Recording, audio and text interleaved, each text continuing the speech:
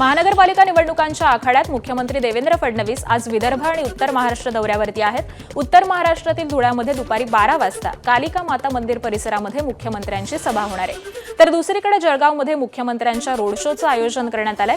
तर मुख्यमंत्र्यांचं होमटाऊन असलेल्या नागपुरात फडणवीसांच्या 2 सभा होणार आहेत। भाजप प्रदेशाध्यक्ष रवींद्र चव्हाण आज छत्रपती संभाजीनगर, जालना, परभणी आणि नांदेडमध्ये मेळावे घेणार आहेत। या मेळाव्यांच्या माध्यमातून ते राज्यातील विविध राज्यातील नाराज कार्यकर्त्यांची समजूत काढणार आहेत। यावेळी रवींद्र चव्हाण भाजप कार्यकर्त्यांसोबत संवादही साधणार आहेत। बिनविरोध निवडून आलेल्या नगरसेवकांवरून राज्यभरामध्ये राजकीय वाद पेटलेला असतानाच राष्ट्रवादीचे आमदार अमोल मिटकरेंनी या मुद्द्यावरती आक्रमक भूमिका घेतली आहे। बिनविरोध निवडणूक लोकशाहीला घातक असून ती लोकशाहीच्या मूलभूत तत्वाच्या विरोधामध्ये असल्याचं त्यांनी ट्विटद्वारे म्हटलंय। तर हा पायंडा चुकीचा असल्याचं मिटकरेंनी म्हटलेलं आहे। याचवेळी अजित पवारांवरती टीका करणाऱ्यांना अधिक कठोर शब्दामध्ये उत्तर दिलं जाईल असा इशारा देखील त्यांनी दिलाय। त्यामध्ये 29 महानगरपालिकेच्या निवडणुकीमध्ये जवळपास आता 67 उमेदवार बिनविरोध झाले। त्यापैकी 44 भारतीय जनता पार्टी, 19 शिंदेसेना आणि 4 राष्ट्रवादी काँग्रेस पक्ष। आता बिनविरोध होणं म्हणजे जे मतदान करायला येणार आहेत, एक तर त्यांच्या मताचा अधिकार जातोय का याच्यावर पण प्रश्नचिन्ह उपस्थित राहतं। पण माझं व्यक्तिशः जर मत विचारत असाल तर निवडणुका झाल्याच पाहिजे। लोकशाही प्रबळ करण्याकरता निवडणूक होणं महत्त्वाचं आहे आणि बिनविरोध हा जर फॅक्टर पुढे चालला तर मतदारांवर हा फार मोठा अन्याय होईल आणि लोकशाही करता ते घातक होईल।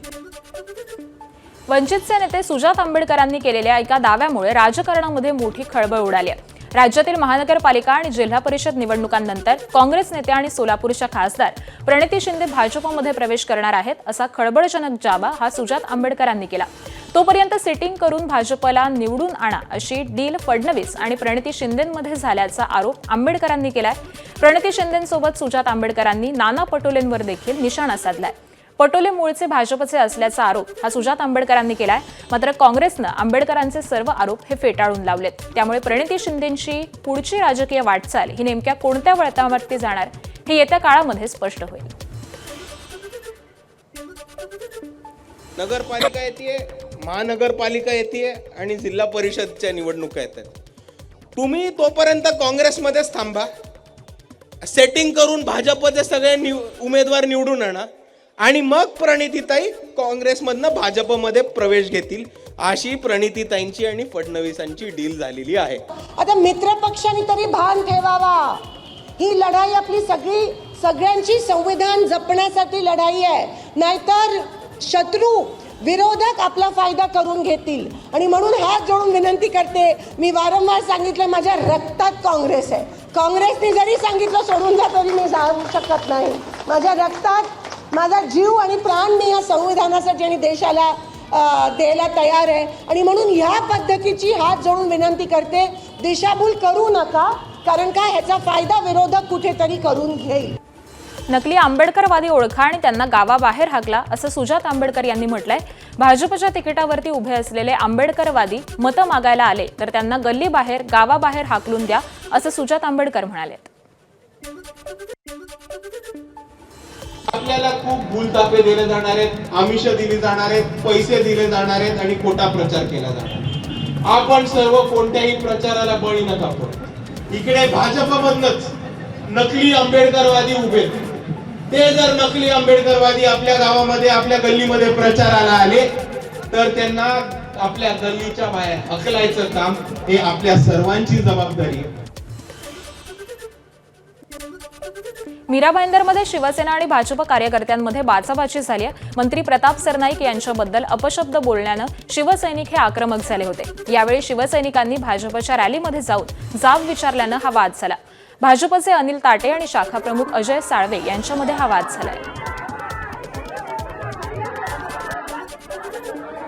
आज सरनाईक साहेबांच्या बद्दल बोलायच्या आधी विचार केला पाहिजे काय बोलते कोणाच्या। थोडीच गोष्ट झाली, आता त्यांना काय असं त्यांना वाटलंय की लोक त्यांना तिकडनं हाकलतायत, तर कुठेतरी आम्हाला टार्गेट करायचं। अरे आम्ही आमच्या योग्य वेळ आम्ही ऑफिसमध्ये बसलो होतो, त्यांच्या प्रचार करताना त्यांनी योग्य गोष्टी करायची ना आमच्याबद्दल। अरे वेगळी त्यांनीच बोललं, त्याच्यामुळे त्यांनी त्यांची सॉरी बोललं।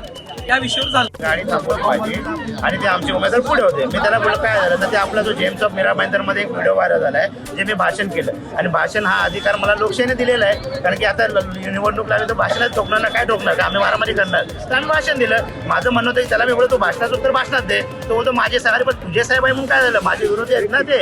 आमच्यावर काय बोलले अटॅक करायचा प्रयत्न केला, पण मी तिथे दटून राहिलो कारण की मला माहित होतं इथून जर मी निघालो घाबरून तर हे आमच्या कुठल्या पक्षाचे मोरल तुटेल. पोलीस आल्यानंतर मी पोलीस बोलले तुम्ही तिकडेच चला. मग पोलिसांबरोबर पोलीस स्टेशनला आले. आतमध्ये आल्यानंतर त्यांचे वरिष्ठांची आमच्या चर्चा झाली. मला त्यांच्या कुठला गुन्हा दाखल होता, त्यांच्या चर्चेनंतर त्यांच्या लोकांनी दिलगिरी व्यक्त केली की हा प्रकार नाही झाला पाहिजे होता. सोलापुरात आज अझदुद्दीन ओवेसींची सभा आहे. मात्र त्यासाठी करण्यात आलेल्या जाहिरातीमध्ये चक्क पक्ष सोडलेल्या नेत्याचा फोटो छापलाय. जाहिरातीत पक्षाला सोडचिठ्ठी दिलेले नेते फारुख शाब्दी यांचा फोटो वापरण्यात आलाय. फारुख शाब्दी हे एमआयएम राज्यातील पहिल्या फळीतील नेते होते. मात्र ऐन निवडणुकीमध्ये त्यांनी पक्षाचा राजीनामा दिल्यामुळे एमआयएममध्ये एकच खळबळ उडाली होती. मात्र एमआयएम सोडल्यानंतर शाब्दी यांनी अद्याप कुठेही प्रवेश केलेला नाही. त्यामुळे आज अझदुद्दीन ओवेसी हे शाब्दी यांच्याबद्दल काही बोलतात का हे पाहावं लागणार आहे. व्हेनेझुएलामध्ये जशी परिस्थिती निर्माण झाली आहे तशी परिस्थिती भारतातही निर्माण होऊ शकते असं वक्तव्य प्रकाश आंबेडकरांनी केलंय. भारत देश हा रशियाकडून तेल घेतो आणि ते जगाला विकतो. हे तेल विकत असताना केवळ अंबानींचा कसा फायदा होईल याचा विचार केला जातो. केवळ एकाच उद्योजकाकडे मोठा वाटा जात आहे. हा वाटा कमी झाला तर देशामध्ये तेलाच्या किमती या 50% येतील असा दावाही त्यांनी केलाय. तर भविष्यामध्ये आपल्याला युद्ध टाळायचं असेल तर भाजपला मतदान करू नका असं आवाहन देखील त्यांनी केलंय. डोनाल्ड ट्रम्प तर म्हणतो मी तुला बघूनच घेणार आहे. त्यांनी 2 दिवसापूर्वी व्हेनेझुएलाच्या असणाऱ्या अध्यक्षांनी त्याच्या बायकोला उचलला आणि अमेरिकेत नेऊन ठेवला आणि सांगितलं आम्ही जिंकलं म्हणून. हे युद्ध जे केलं जाते त्याचं कारण आपण असं लक्षात घेतलं पाहिजे की रशियाचं कच्चं तेल आपण जगाला विकतो. ट्रम्प असं म्हणतोय की हा नफा भारतीयातल्या गरीब माणसाचा फायदा होतोय की एका माणसाचा फायदा होतोय हे तो मोदीला विचारतोय. मोदी जो आहे तो अंबानीला श्रीमंत करायला निघालेला आहे आणि ते म्हटले हे आम्ही चालू देणार. राज्यात 15 जानेवारीला होऊ घातलेल्या 29 महानगरपालिकांच्या निवडणुकीच्या तयारीचा राज्य निवडणूक आयोग आज आढावा घेणार आहे. राज्यातील सर्व महापालिका आयुक्त आणि पोलीस विभागाचे वरिष्ठ अधिकारी ऑनलाईन पद्धतीनं या बैठकीला उपस्थित राहणार आहेत. महापालिकांसोबतच या बैठकीमध्ये जिल्हा परिषद निवडणुकांचा देखील आढावा घेतला जाण्याची शक्यता आहे. अमेरिकेचे अध्यक्ष ट्रम्प यांनी पुन्हा एकदा भारताचा अपमान करणारी बडबड केली आहे. आपल्याला खुश करण्यासाठी भारतानं रशियाकडून तेल खरेदीमध्ये कपात केली असा दावा त्यांनी केलाय. पंतप्रधान मोदी चांगले आहेत, ते मला खुश करू इच्छितात असा दावा ट्रम्प यांनी केलाय. तर रशियाकडून भारत तेल खरेदी करत असल्यानं मी नाराज झालो. हे मोदींना लक्षात आलं. मला खुश ठेवणं हे मोदींसाठी आवश्यक होतं. रशियाकडून तेल खरेदी सुरू ठेवली असती तर मी टॅरिफ वाढवलं असतं. हे मोदींनी ओळखलं असं ट्रम्प यांनी म्हटलंय. ट्रम्प यांच्या या बडबडीनंतर देशामध्ये विरोधी पक्षानं सरकारला धारेवरती धरत उत्तर मागितलंय. एबीपी माझा, उघडा डोळे बघा नीट.